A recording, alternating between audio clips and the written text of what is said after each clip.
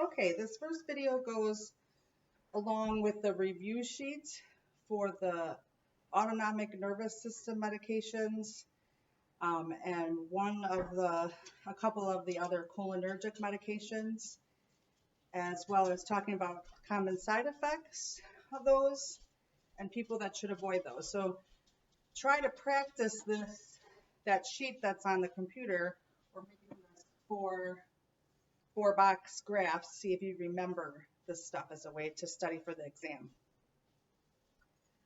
So the first receptor is adrenergic receptors, which are receptors of the sympathetic nervous system. So that's the alpha and beta receptors. Alpha receptors located in the nose, oxymetazole and pseudoephedrine operate on those to decrease congestion and open up the nasal passage. Albuterol works on the beta receptors to open up the lung bronchioles to make it easier to breathe. That's our rescue medication. These side effects have to do with stimulation of the sympathetic nervous system. So that's pupil dilation, tachycardia, hypertension, dry mouth, things like that. Similar to blockade of the parasympathetic nervous system, so anticholinergic, even though operating on different receptors, the cholinergic receptors, the response is similar. If you block the parasympathetic nervous system, you have a similar response to the sympathetic nervous system. So we have ipratropium, anticholinergic medication to help open up the lungs, atropine, anticholinergic medication that's used for cholinergic poisoning or for symptomatic bradycardia, and benztropine, which we'll talk about later in this series of lectures. This medication specifically is involved in blocking cholinergic receptors in the brain. So it's not technically blocking parasympathetic receptors, but because no medication is completely, you can't completely rely on that medication to not be as specific as you would like it to be. It sometimes affects the parasympathetic nervous system. On the cholinergic side, which is the parasympathetic nervous system, we are acting like the parasympathetic nervous system. Those medications are bethanechol, that's supposed to help with non-obstructive urinary retention.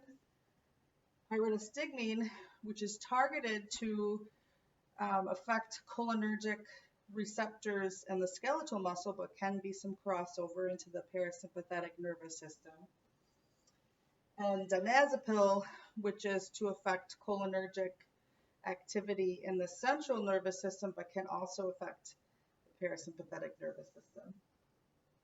This will be similar to blockade of the sympathetic nervous system, which is our alpha blocker on the vessel doxazosin and our beta blocker on the heart metoprolol. So we would expect parasympathetic-like potential side effects like increased urination, increased bowel activity. This would be the pupil constriction, those types of things. So adrenergic and anticholinergic are paired together.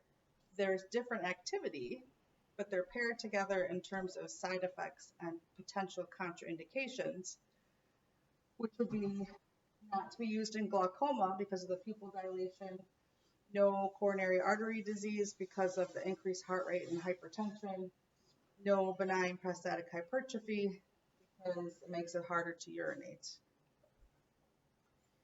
Antiadrenergic and cholinergic go together, although the activity on its different receptors, there's a similar response.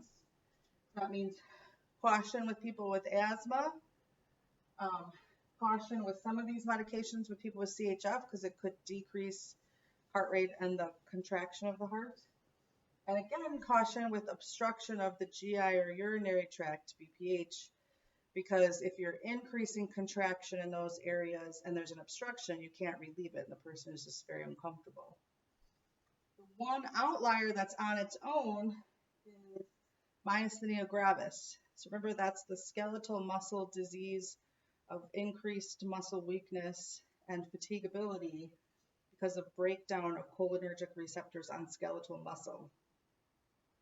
We do not want to give somebody an anticholinergic medication that has myasthenia gravis because that might affect skeletal muscle cholinergic receptors.